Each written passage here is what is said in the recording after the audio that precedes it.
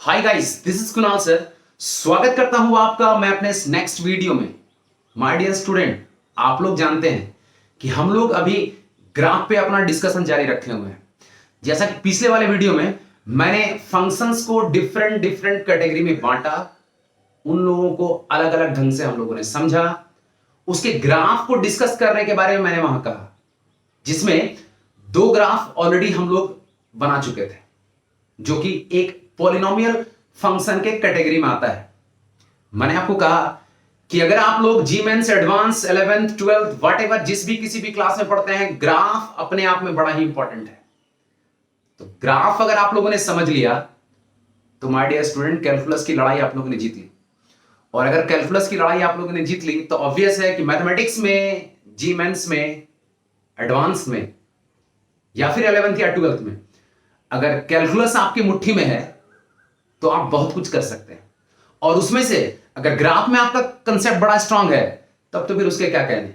तो आज मैं अपने उस सीरीज में नेक्स्ट वाले फंक्शंस को लेकर आया हूं, उसका नाम है स्क्वायर फंक्शन।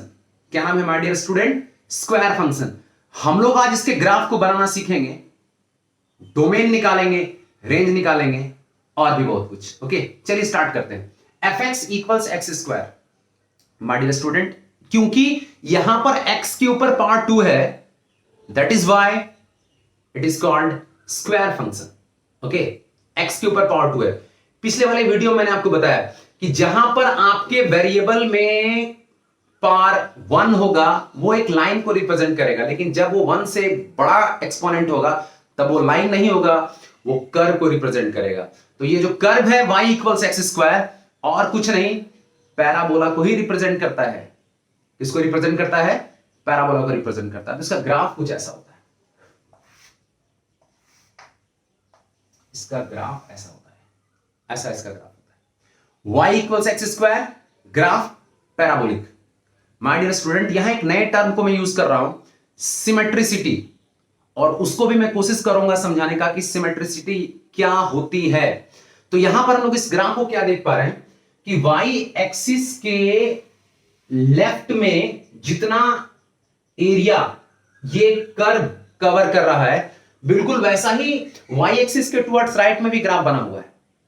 मतलब जैसा y एक्सिस के लेफ्ट में है वैसा ही y एक्सिस के राइट में है। तो यहां पर क्या है, इसका मतलब क्या है कि ये कर्व जो है ना वो y एक्सिस के अबाउट सिमेट्रिक है। जैसा y एक्सिस के लेफ्ट में ग्राफ है वैसा ही y एक्सिस के राइट में ग्राफ है। तो ये हम लोग अपने कर्व के इक्वेशन को देख के भी पहचानते हैं। कैसे पहचानते हैं? अगर आपके कर्व में x के ऊपर इवन पावर है, कैसा पावर है?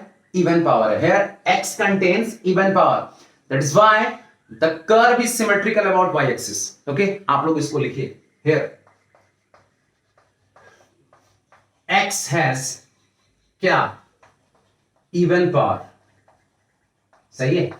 Therefore the curve is symmetric about, बड़ा ही इंपॉर्टेंट टर्म है, सिमेट्रिक अबाउट y एक्सिस। तो कुछ स्टूडेंट अब ये सोच रहे होंगे कि y एक्सिस का तो सिमेट्रिसिटी हम लोग समझ गए, x एक्सिस का सिमेट्रिसिटी कैसे होता है? ठीक है ना। अगर x के ऊपर इवन पावर है तो कर्व y एक्सिस के अबाउट सिमेट्रिक होगा। ओके, अगर x के ऊपर इवन पावर है तो कर्व y एक्सिस के अबाउट सिमेट्रिक होगा, और अगर y के ऊपर इवन पावर है तो कर्व x एक्सिस के अबाउट सिमेट्रिक होगा। ठीक है ना।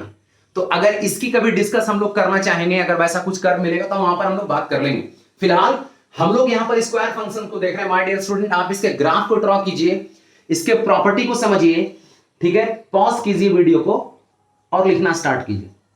ओके, तो हम लोग यहां समझ पाए कि ये जो ग्राफ है वो स्क्वायर फंक्शंस का एक पैराबोलिक होता है, ये y एक्सिस के अबाउट सिमेट्रिक होता है। तो चलिए इसके डोमेन को हम लोग डिस्कस करते हैं, डोमेन को डिस्कस करते हैं।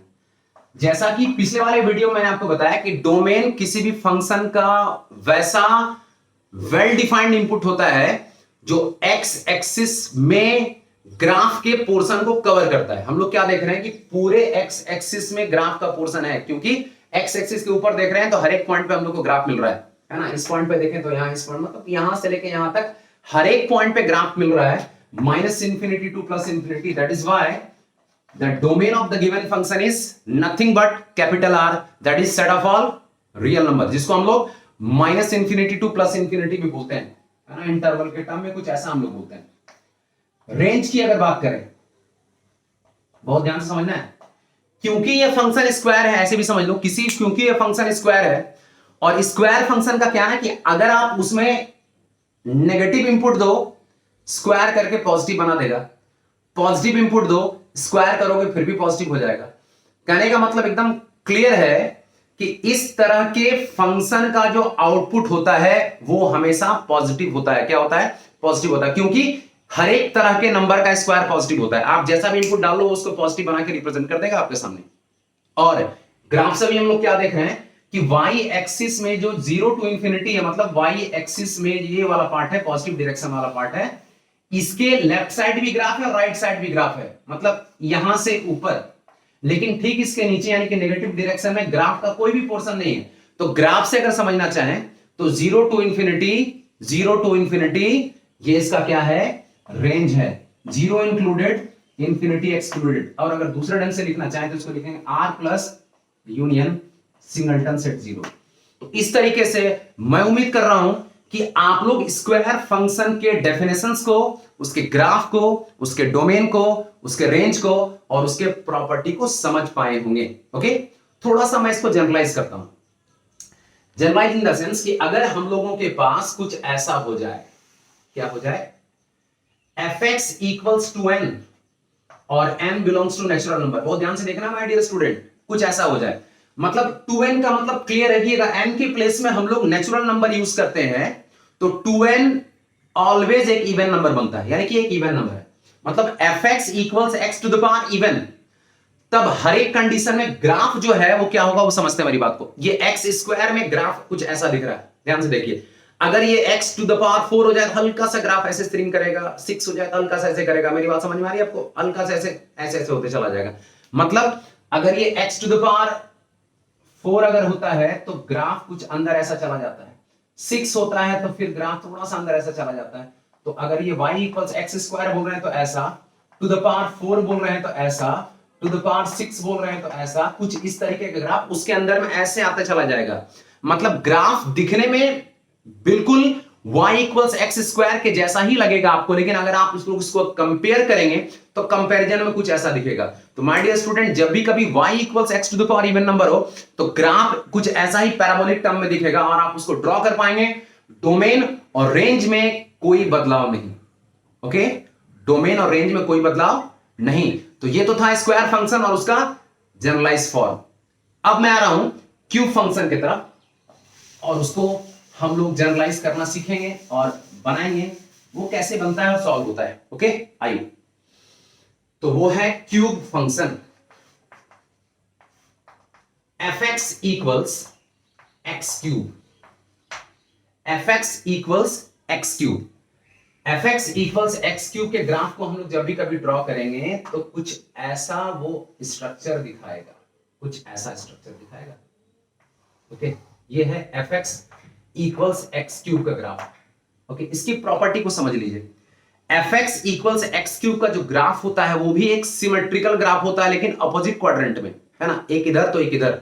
ओके, या हम लोग उसको बोल सकते हैं वो ओरिजिन के अबाउट भी सिमेट्रिक है, हम लोग उसको ये भी बोल सकते हैं। किसको? एक्स क्यूब के ग्राफ को, क्यूब फंक्शन के ग्राफ को हम लोग ऐसा बोल सकते हैं। क्यूब फंक्शन के ग्राफ को हम लोग ऐसा बोल सकते हैं। ओके, चलिए डोमेन की बात करते हैं। आप क्या देख पा रहे हैं कि पूरा एक्स एक्सिस ग्राफ को कवर कर रहा है, चाहे वो एक्स एक्सिस के नीचे आप देख लो, यहां से लेके यहां तक इधर कवर कर रहा है, पॉजिटिव में देख लो इधर कवर कर रहा था, यानी कि पूरा रियल नंबर ही इसका डोमेन है। रेंज की अगर बात कर लेते हैं तो पूरा वाई एक्सिस ग्राफ को कवर कर रहा है, चाहे वो वाई एक्सिस का राइट में देख लीजिए तो इधर दिख जा रहा है, लेफ्ट में देख लीजिए तो इधर दिख जा रहा है, ग्राफ को कवर कर रहा है पूरा रियल नंबर। तो ये तो था क्यूब फंक्शन की बारी। मैंने क्या बताया, ये भी एक सिमेट्रिकल ग्राफ है जो ओरिजिन के अबाउट सिमेट्रिक है या अपोजिट क्वाड्रेंट के अबाउट सिमेट्रिक है। ओके, तो फिर से हम लोग इस ग्राफ को जनरलाइज करेंगे और जनरलाइज करेंगे तो ग्राफ कैसा दिखेगा, तो आइए मैं दिखा रहा हूं आपको जनरलाइज करने पे ग्राफ कैसा दिख रहा है।